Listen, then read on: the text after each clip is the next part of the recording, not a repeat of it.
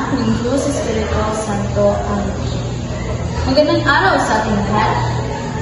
Bago magsimpo ang lahat, makipulot ng mga basura sa ilalim ng upuan. Ngayon, may mga larawan akong ipapakita sa inyo. At ano ang inyong nakikita sa larawan? Tama, ito ang mga larawan ng hayop, halaman, at mga listahan ng pamimili. May alam ba kayo kung ano ang tatalakayin natin ngayon? Ang ating tatalakayin ngayon ay tungkol sa mga tekstong expository, aklat ukol sa halaman, hayop, at mga listahan ng pamimili. Layunin.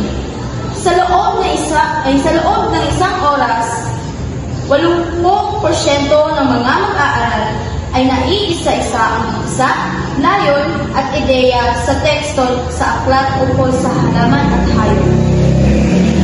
Nakapagsusuri ng mga listahan ng mga pamimili na ipaliliwanag ang mga mahalagang ideya at detalye gamit ang diksyon, estilo, diksyon, transactional, at kohensyang gramatikal at kaangkupan ng mga salita at ideyang nais iparating sa mga mamabasa.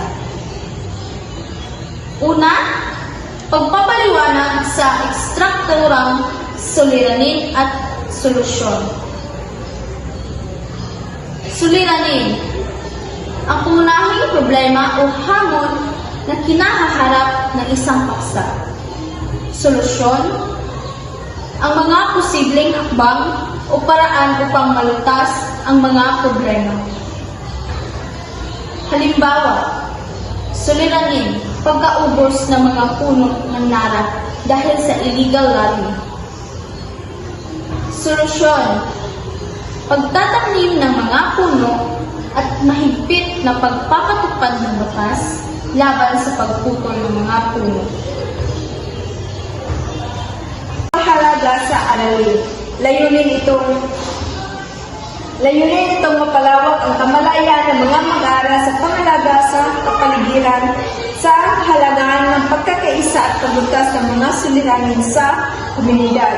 So, ikalawa, pagbabahagi ng natutuhan. Hihimupin ko kayo class na ipaliwanag kung bakit mahalagang pag-usapan ang mga suliranin ng hayop at halaman. Sa buod ng module ito ay ang idisenyo upang makatulong sa mga mag-aaral na maunawaan, mailapat at mapahalagaan ang mga konsepto tungkol sa mga suliranin ng mga hayop at halaman sa pamamagitan ng pagbabasa, pagsasanay at paglalapat ng natutunan sa totoong mundo. Gumagamit ito ng iba't ibang estratehiya sa pagkatuto upang masiguro ang mas malalim na pag-unawa at pagpapahalaga sa aralin. So, pagtataya. Ganito ang mga kasagutan sa pagtataya. Pagsagot sa mga tanong. Una, ano ang istrukturang suliranin at solusyon? Ikalawa, magbigay ng isang suliranin ng isang hayop o halaman at isang posibleng solusyon. Ikatlo, bakit mahalagang malaman ang mga suliranin ng mga hayop at halaman? At narito ang rubric sa pagsulat ng tekstong expository. Nilalaman, 40%. Organisasyon ng idea, 30%. Gustong gramatika at baybay, 20% ng porsyento. Kalinawan ng paliwanag, 10%. So, para sa takdang aralin, magsalising ng mga listahan ng mga pamimili at pag-aralan ito bilang paghahanda sa susunod na talakayan. Magsitayong lahat para sa ating pangwakas na panalangin. Sa ngalan ng Ama, Anak, at Diyos na Espiritu Santo. Amen.